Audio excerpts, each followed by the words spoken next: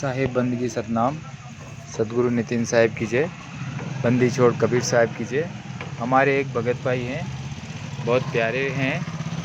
भगत जी जो हैं बहुत परमात्मा की पुण्य आत्मा है, बहुत विवेकी हैं। इन्होंने एक भजन गाया है, तो सभी इस भजन को अच्छे से सुने और बाद में जो भगत जी हैं इसका अर्थ भी बताएंगे आपको। ये परमात्मा की बहुत प्यारी आत्मा है जो इतना अच्छा भजन इन्होंने गाया है, तो कृपया सभी सुने और ये अर्थ करेंगे, अर्थ भी सुने। साहिब बंदगी सतनाम। कबीर साहब जी का एक भजन है। सबद ने परखो रे भाई रे, सबद ने परखो रे भाई, सतगुरु दीनी सेन सेन में बेगम दरसाई। पहले तो साधु में जन्मिया, पीछे बड़ा भाई रे, साधु रे पीछे बड़ा भाई। धूमधाम से पितर जन्मिया, पीछे बड़ी माई रे, सबद ने परखो रे भाई रे, सबद ने परखो रे भाई, सतगुरु दीनी सेन सेन में बेगम दरसाई। पहले तो साधु दूध जमायो, पीछे दूही गाय रे, साधु पीछे दूही गाय। गाय का पेट में बाछी रे बचिया, घी बेच बाजाए। सबद ने परखो रे भाई रे, सबद ने परखो रे भाई, सतगुरु दीनी सेन सेन में बेगम दरसाई। चींटी चाली सास रे जी, नोमण सुर मोसार। ओ चींटी चाली सास रे जी, नोमण सुर मोसार। अरे हाथी सरी सालिया रे, बगल में ऊँट दिया ललकार। सबद ने परखो रे भाई रे, सबद ने परखो रे भाई, सतगुरु दीनी सेन सेन में बेगम दरसाई। अंडा था तब बोलता जी, बच्चा बोले नाई। अंडा था तब बोलता जी, बच्चा बोले नाही। कहे कबीर सुनो रे भाई साधो, मूर्ख समझे नहीं। सबद ने परखो रे भाई रे, सबद ने परखो रे भाई, सतगुरु दीनी सेन सेन में बेगम दरसाई। सतनाम साहिब बंदगी। अब भगत जी जो हैं इस भजन का अर्थ करके बताएंगे आपको। सभी ध्यान से सुने, इसका अर्थ बता रहे हैं। साहिब बंदगी। सतनाम साहिब बंदगी। सभी भक्तात्मा को जयपुर से चिरंजीलाल दास का सतनाम साहिब बंदगी चरण स्पर्श सादर नमन। एक भजन कबीर साहब जी का है। शब्द ने परखो रे भाई, शब्द ने परखो रे भाई, सतगुरु दीनी सेन सेन में बेगम दरसाई। फिर पहली कड़ी में कहा है कि पहले तो साधो में जन्मिया, पीछे बड़ा भाई। धूमधाम से पिता जन्मिया, पीछे बड़ी माई। फिर दूसरी कड़ी में कहा है कि पहले तो साधो दूध जमायो, पीछे दूही गाय। गाय का पेट में बाछी बचिया, घी बेचवा जाए। फिर तीसरी कड़ी में बताया चीटी चाली शास्त्र, नौ मनसूर मासार। हाथी सरीसा लिया बगल में, ऊँट दिया ललकार। अंडा था तब बोलता जी, बच्चा बोले नहीं। कहे कबीर सुनो भाई साधो, मूर्ख समझे नहीं। ये चौथी कड़ी है। अभी इस भजन का अब अर्थ करते हैं अपन अपने हिसाब से। और शब्द न परखो रे भाई, यानी शब्द न तो लिया जाता है न दिया जाता है, शब्द तो परखा जाता है। परख का मतलब होता है कि उसमें किसी प्रकार का को काट छांट नहीं होना चाहिए। जैसे हीरा है, अभी हीरे को अपने हाथ में लेकर के ये परख करते हैं कि ये हीरा है कि नहीं है। उस हीरे में किसी प्रकार का कोई बदलाव, किसी प्रकार की कोई चीज़ चेंज नहीं होती है। उसी प्रकार से वो शब्द रूपी जो परमात्मा है उसमें किसी प्रकार का बदलाव या चेंज नहीं होता है। उसी शब्द को परखना है, क्योंकि क्योंकि बिना परखे हम हर शब्द को शब्द मान लेते हैं, लेकिन वो माया की झाई है। लेकिन असली शब्द क्या है, वो परखने में आता है। तो यही कबीर साहब जी समझा रहे हैं कि साधो भाई, शब्द ने परखो रे भाई, शब्द को परखना है। परख के द्वारा ही वो शब्द समझ में आएगा। तो कबीर साहब जी एक दूसरे भजन में भी यही बोलते हैं, शब्द थारी विरला ने परख पड़ी। जो उस जो परमात्मा रूपी शब्द है, हे प्रभु, हे शब्द रूपी परमात्मा, वो किसी विरला पारकी को ही समझ में आता है। यानी पारक ही पारक को समझ सकता है। यानी हीरे की परख जोरी ही समझ सकता है। उसी प्रकार से कहा गया है कि उस शब्द रूपी परमात्मा को केवल वही समझ सकता है जो उस परमात्मा का शब्द का हो गया है। भले ही उसको सच्चा ज्ञान नहीं मिला हो, लेकिन अंत समय में, अंतिम समय तक, अंतिम पड़ाव तक उसको सच्चा ज्ञान जरूर मिलेगा। क्योंकि आत्मसमर्पण का जो भाव है उसको आखिरी समय तक, उसको मृत्यु के समय से पहले उसको सच्चे ज्ञान से परमात्मा जोड़ ही देगा। तो यही कहा है कि शब्द ने परखो रे भाई। सतगुरु दीनी सेन। अब सेन का मतलब यहाँ इशारा होता है। अब इशारा का मतलब ये होता है कि अपन जैसे किसी चीज़ को बताया जाता है। अब सेन सत्य नहीं होता है। सेन पे चल कर के जो चीज़ प्राप्त होती है वो सत्य होता है। इसी चीज़ को समझना है। अब सेन किसका दिया जाता है, सतगुरु दीनी सेन, सेन में बेगम दर्शाई।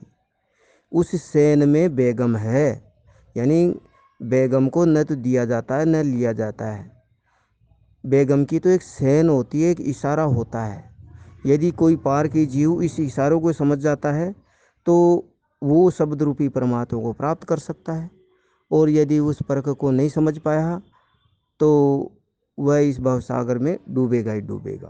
परंतु यदि उसके अंदर सच्ची लगन, सच्चा भाव, सच्चा आत्मसमर्पण है परमात्मा के प्रति, तो जरूर उसे परमात्मा की प्राप्ति जरूर होगी। लेकिन होना चाहिए सच्चा समर्पण भाव। अब समर्पण भाव का मतलब यह नहीं समझना चाहिए कि हमारा लगाव संसार में भी हो और परमात्मा में भी हो। ऐसा, इसको समर्पण भाव नहीं बोलते हैं।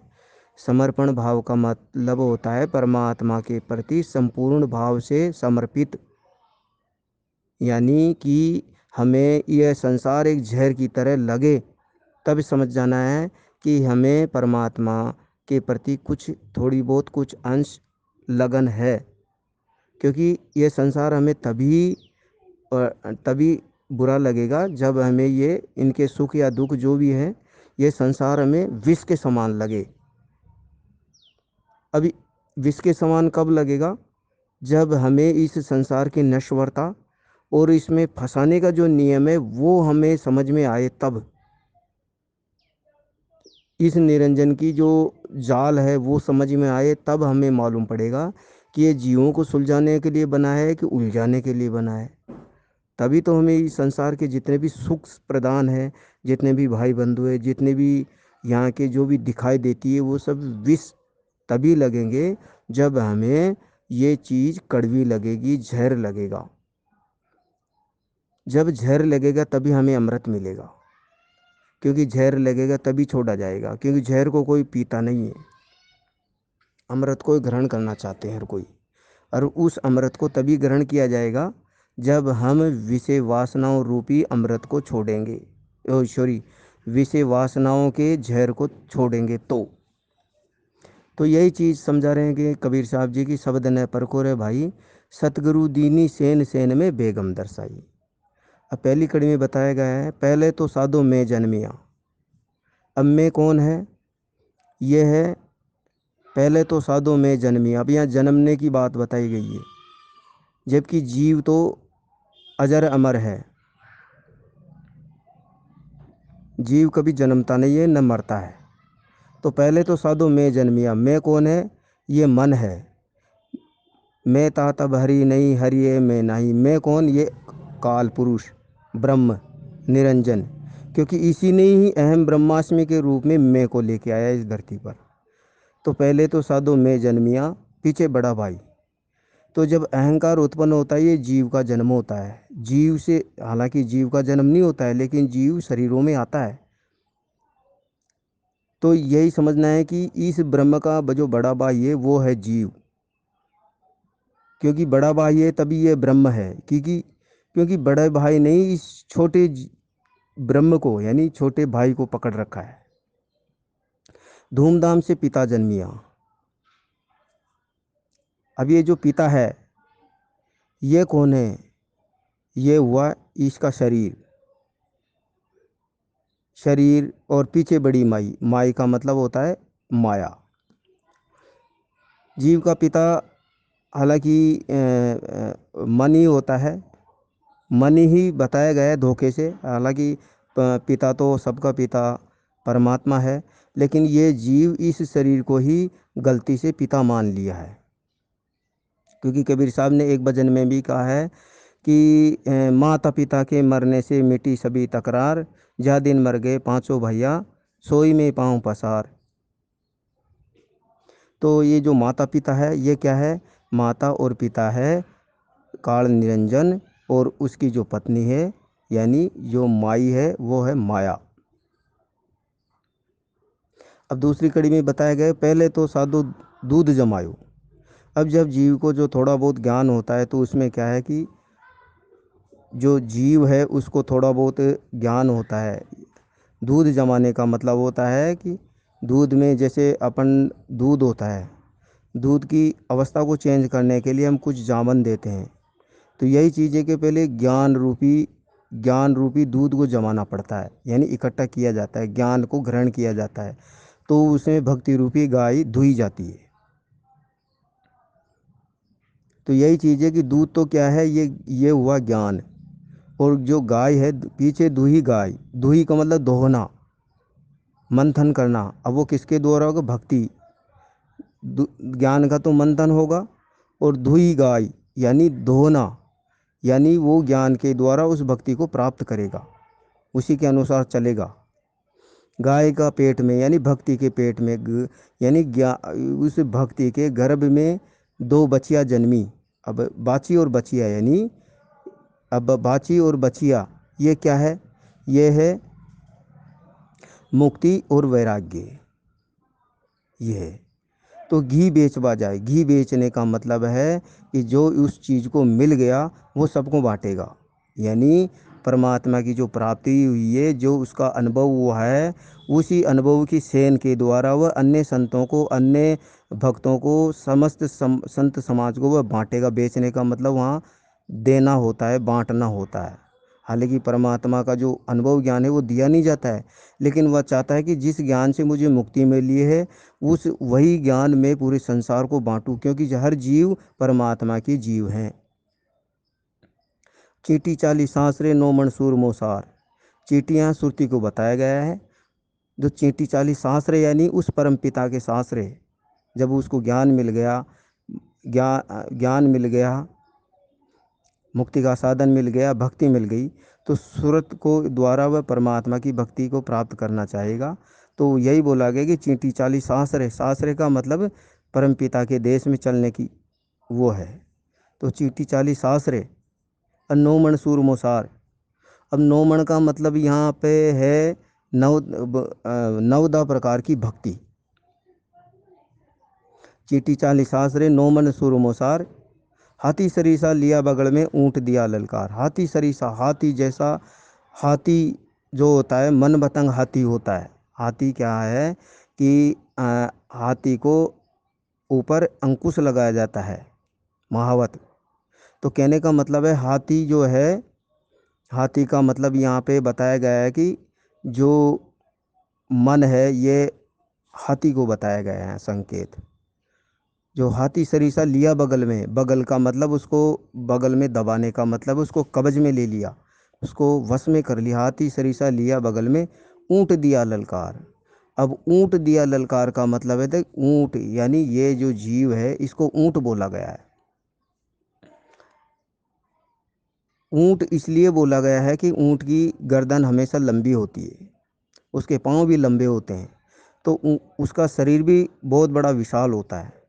तो यहाँ पे जो बताया गया है ऊँट का संकेत जीव के लिए बताया, क्योंकि जीव की पहुँच बहुत बड़ी होती है लेकिन अज्ञानवश उसने अपने कद को छोटा कर रखा है। तो इसलिए जीव का जो पाँव है, जीव का जो गर्दन है, जीव का जो गर्दन पैर है, शरीर है, जो भी है बहुत बड़ा, इसका मतलब यह है कि वो जो जीव है वो परम पद को प्राप्त कर सकता है, उसी को उसकी गर्दन को लंबा बताया गया है। गर्दन लंबी होने का मतलब यह नहीं कि वो तो शरीर के लिए है, लेकिन गर्दन लंबी होने का मतलब यह है कि परमात्मा की पहुँच उस तक हो सकती है, ये चीज़ है। अब बताया गया है कि अंडा था तब बोलता जी। जब जीव गर्भ में था तब वह परमात्मा के अरदास लगाया करता था। अंडा था तब बोलता जी, यानी जब बच्चा माँ के गर्भ में होता है तो वह परमात्मा के सुमरण में, सच्चे सुमरण में लगा हुआ होता है, बिना सांसों के, बिना अजपा जाप के, बिना अनहद नाद के, क्योंकि बच्चे की कोई भाषा नहीं होती है। ताकि गर्भ में बच्चे की कोई भी भाषा नहीं होती, जो भी भाषा होती है बाहर को सिखाई जाती है। गर्भ के अंदर तो बच्चा निशब्द, बिना बिना शब्दों के, बिना किसी प्रकार की भाषा के ही वो सुमरण चलता है। तो यही कहा कि अंडा था तब बोलता जी, यानी गर्भ में था तब वह अच्छा सुमरण करता रहा, लेकिन बच्चा बोले नहीं, यानी जब बच्चा पैदा हुआ तो उसको जड़ ग्रंथि की गांठ लग गई, फिर वो सुमरण नहीं चलेगा, इसी को बोले नहीं बोला गया है। कहे कबीर सुनो भाई साधो मूर्ख समझे नहीं। अब कबीर साहब जी कहते हैं कि हे संतों, हे जीव हंसों, इस चीज़ को हर कोई व्यक्ति नहीं समझ सकता। हे साधो, इसको कोई विरला संत समझेगा, मूर्ख व्यक्ति नहीं समझ सकेगा। सतनाम साहेब बंदी।